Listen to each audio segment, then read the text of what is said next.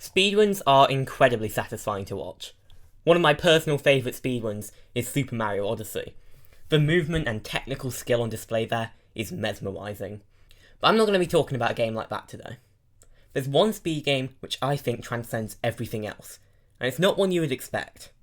In fact, it might be one that you assumed couldn't be speedrun at all. It's a speed game unlike anything I've seen elsewhere, with the main skill you must be good at being your decision making. How accurate your decisions are, your risk-reward management, how quick you can make the decisions, as well as needing a deep technical understanding of a game to make the best decisions possible. There's no crazy movement, it doesn't look particularly flashy, but it's the most enjoyable speed game I've ever seen, and not enough people know about it. The game I'm talking about is Plants vs Zombies.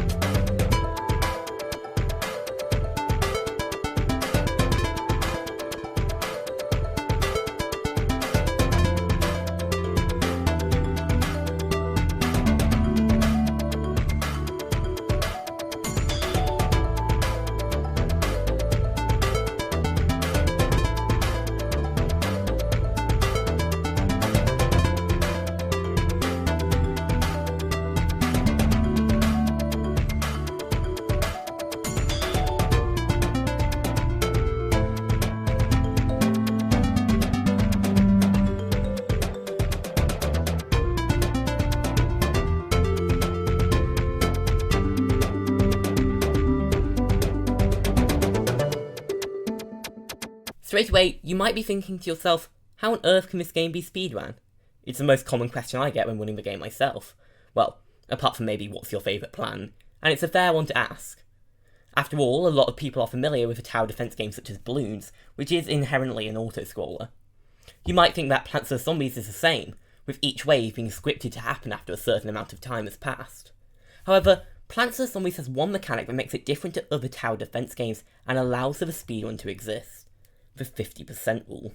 The 50% rule means that once you have dealt 50% of the current wave's health, the next wave will spawn immediately. Otherwise, you must wait around 30 seconds. In reality, it's a little bit more complicated than that, but this is essentially what allows Plants vs Zombies to be an enjoyable speedrun.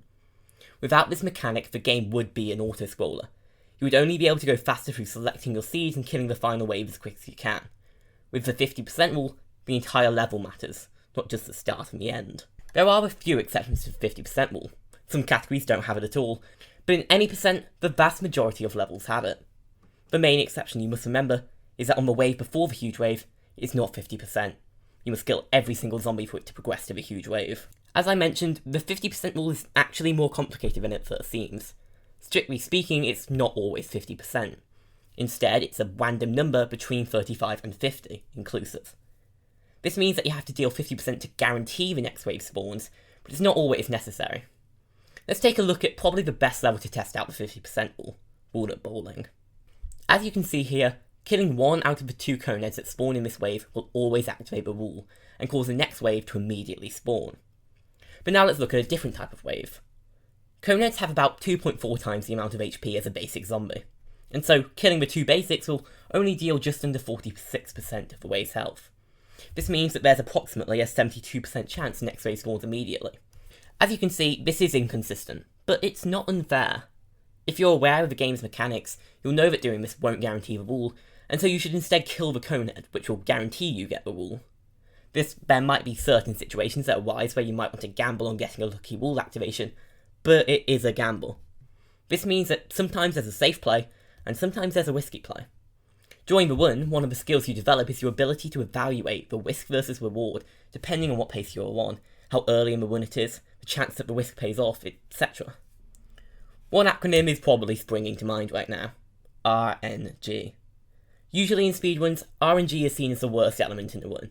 In a test of skill, losing time because of luck is frustrating, but with Plants vs Zombies it is a necessity. Practically, the entire game is RNG. Everything from the 50% rule to what type of zombies spawn, where the zombies spawn, how fast the zombies are, what plants you get on conveyor levels, coin drops, etc.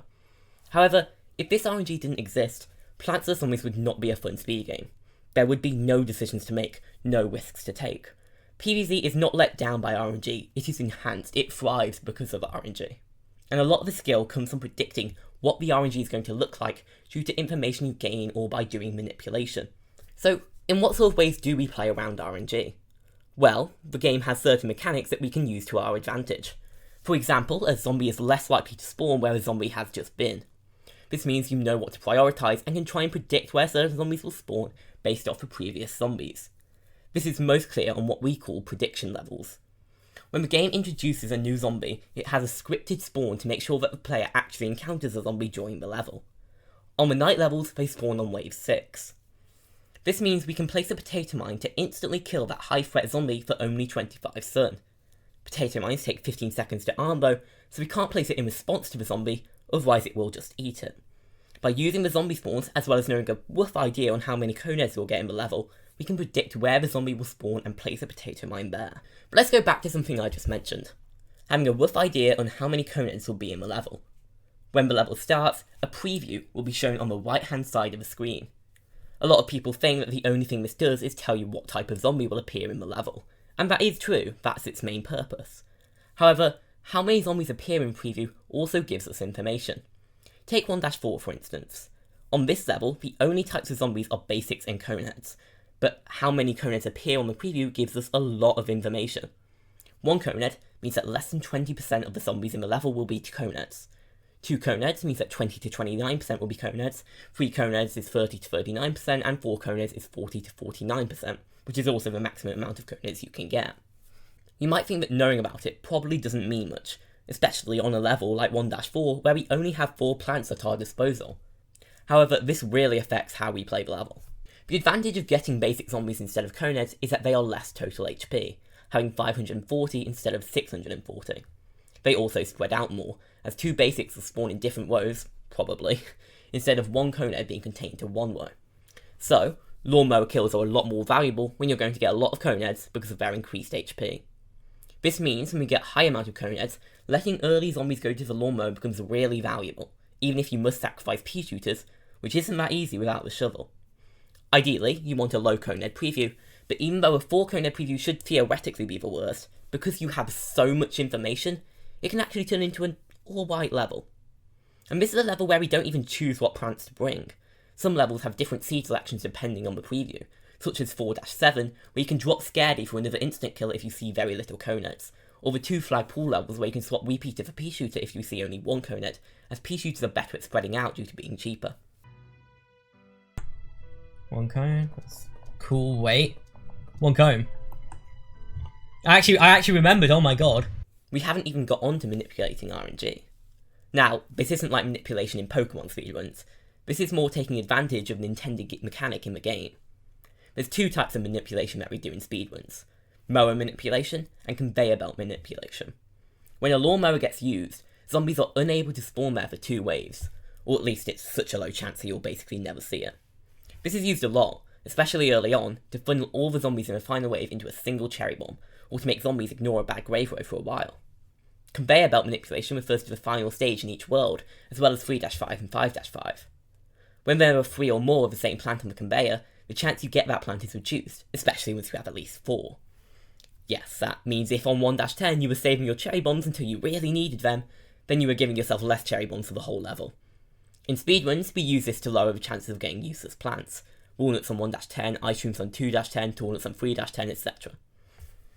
These different ways of predicting and manipulating the RNG that the game gives you gives so much depth to Plants vs Zombies as a speed game, and it rewards you for knowing how the game works on a technical level, as it can inform your decisions, which really adds up over a 3.5 hour run. What really makes me love this speed game though, is just how different it feels every time. Every run really feels like a new run. There's going to be something crazy that happens during it, whether it's some crazy mower kills, ridiculous diamond look, the funniest 2-10, or just something you've never seen the game do before. This sounds interesting to you. If you want a speed game that tests your decision making, quick thinking, analytical skills, then I implore you to try it out. There are some great resources on the speedrun.com page, as well as a really helpful community. Also, try watching some runs to gauge your interest. Another great thing about PvZ speedrunning is that because it's mainly based around decision making, you can play along while watching someone else and evaluate if you would have done anything differently, and if it would have played out better given what the spawns of the rest of the level were.